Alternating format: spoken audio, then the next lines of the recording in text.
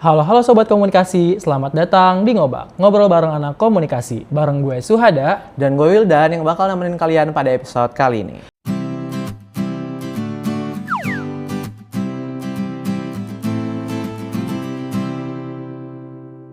Nah, di episode kali ini gue sama Wildan bakal ngebahas nih salah satu jurusan yang selalu menjadi perhatian calon mahasiswa baru, yaitu jurusan ilmu komunikasi. Betul banget, banyak banget yang penasaran seputar dunia anak komunikasi nih. Dari anak komunikasi belajar apa aja, lalu peluang pekerja anak komunikasi tuh seperti apa sih?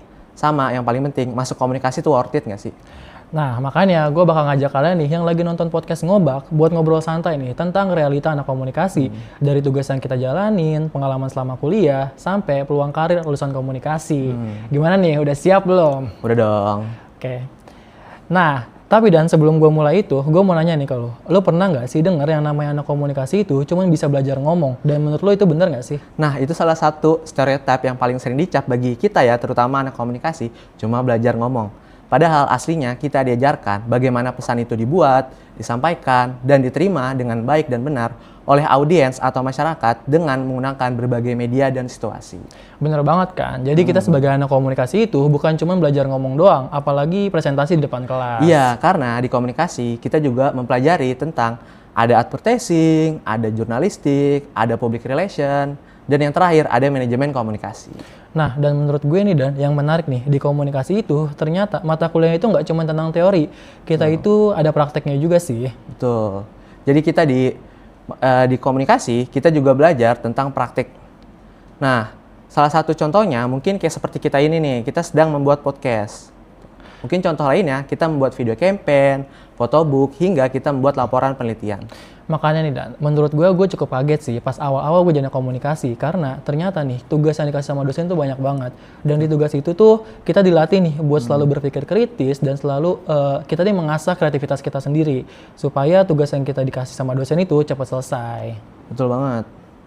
Nah, sekarang kita bahas realitanya nih. Banyak yang menganggap anak komunikasi itu salah satu jurusan yang paling santai. Nah, menurut lu sendiri gimana nih? Menurut gue sih kalau dibilang santai itu relatif ya Dan. Tapi kalau lo denger nih jurusan komunikasi adalah jurusan yang santai, jangan sampai lo ngeremehin jurusan komunikasi. Menurut gue nih tantangan terbesar anak komunikasi itu ada di project, bagaimana kita mengasah kreativitas kita sendiri, sampai bagaimana kita bisa berpikir kritis. Setuju banget yang lo sampaikan. Kadang kita juga di satu semester kita bisa dipenuhi oleh tugas kelompok, presentasi, hingga kita membuat penelitian langsung di lapangan. Nah, dan yang paling seru nih, belum lagi kalau kita ketemu yang namanya kita nggak harus buat mata kuliah turun ke lapangan atau observasi. Nah, kalau ngomongin itu, gue punya pengalaman nih di mata kuliah yang namanya psikologi komunikasi.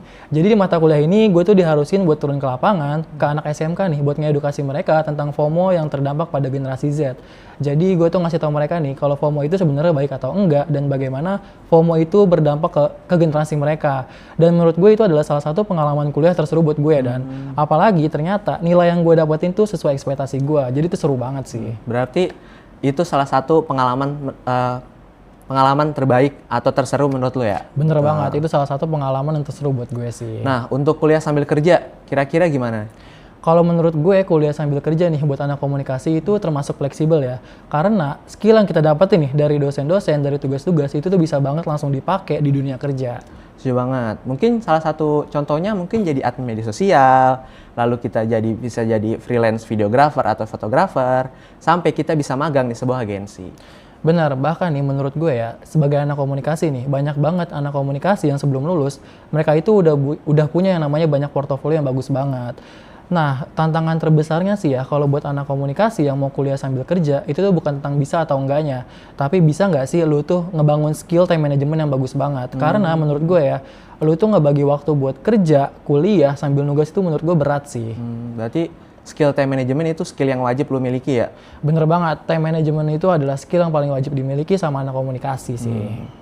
Nah, sekarang kita masuk ke pertanyaan yang paling penting nih, seputar dunia pekerjaan. Dari bagaimana peluang anak komunikasi itu bekerja, sampai pekerjaan apa aja sih yang disukai oleh anak komunikasi? Nah, menurut gue nih Dan, kalau buat peluang kerja anak komunikasi buat sekarang nih, sekarang tuh cukup luas ya. Apalagi sekarang tuh perusahaan tuh butuh yang namanya anak komunikasi buat ngebantu mereka nih berkomunikasi sama publik, sama brand, pelanggan, apalagi sama internal perusahaan mereka sendiri. Nah, kalau untuk tahun sekarang nih, tahun 2026, ada nggak sih pekerjaan atau posisi yang mungkin diminati oleh anak komunikasi? Kalau berdasarkan hal yang gue tahu ya, atau hasil riset gue, itu tuh ada di digital marketing spesialis, sosial media spesialis, ada di konten strategis, PR, advertising, sampai ada di konsultan communication sih. Berarti industri kreatif Indonesia sekarang udah berkembang banget ya? Jujur itu udah berkembang banget sih. Bahkan sekarang lulusan komunikasi itu udah banyak banget yang kerja kayak di startup, perusahaan multinasional, agensi kreatif, sampai di BUMN. Dan ada nih mereka yang bisa ngebangun bisnis mereka sendiri dengan personal branding yang mereka bangun. Nah, kalau disuruh jawab singkat nih, menurut lu masuk komunikasi tuh worth it nggak sih? Menurut gue ya, kalau lu tipe orang yang suka banget berkomunikasi atau ketemu banyak orang nih, dan lu pengen banget nih kerja di dunia kreatif yang terus berkembang, menurut gue itu worth it banget. Tapi lu tetap harus inget nih tujuan sama minat lu. Karena semua jurusan akan terasa berat kalau lu nggak jalaninnya dengan ikhlas. Bener banget, jangan sampai nih lu masuk komunikasi itu tuh cuman gara-gara lu denger komunikasi itu adalah salah satu jurusan yang gampang. Apalagi lu ikut-ikutan temen lu doang nih buat masuk komunikasi. Karena ya kita tuh sebagai anak komunikasi butuh yang namanya konsistensi yang tinggi, kita butuh yang namanya pengalaman yang banyak, dan kita butuh juga adaptasi yang tinggi. Kalau kita nggak bisa adaptasi, ya kita bakal kalah nih sama teman-teman kita sendiri. Betul banget yang lo sampein tadi. Iya. Tapi kita, kalau misalkan kita menjalankan dengan benar, skill yang kita dapatkan dari ilmu komunikasi itu sangat relevan nih untuk peluang pekerja sekarang. Karena industri kreatif sekarang banyak banget kebutuhin anak-anak komunikasi. Bener banget sih, Dan. Peluang kerja atau peluang karir buat lulusan komunikasi di tahun ini gitu sebenarnya benar-benar cukup luas banget ya. Apalagi dengan berkembangnya dunia kreatif, terus komunikasi digital. Oke, jadi seputar obrolan kita hari ini, kita membahas tentang seputar dunia anak komunikasi nih. Dari anak komunikasi itu cuman yang dicap sebagai ngomong-ngomong doang, sampai yang kita tahu sekarang, anak komunikasi ternyata nggak cuma ngomong doang di depan publik. Benar, jadi menurut gue nih, dari obrolan kita kali ini, gue tuh jadi nangkep nih, bahwa anak komunikasi itu juga bisa belajar yang namanya nyusun strategi komunikasi.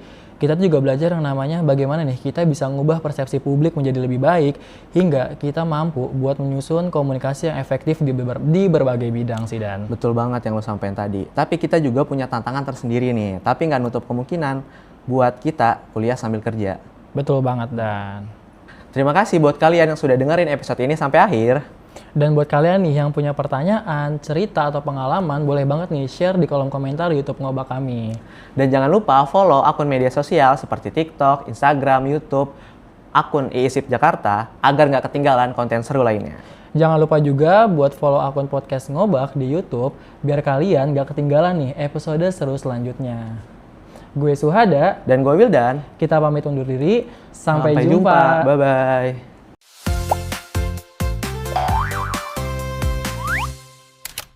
Yuk ngobrol bareng anak komunikasi.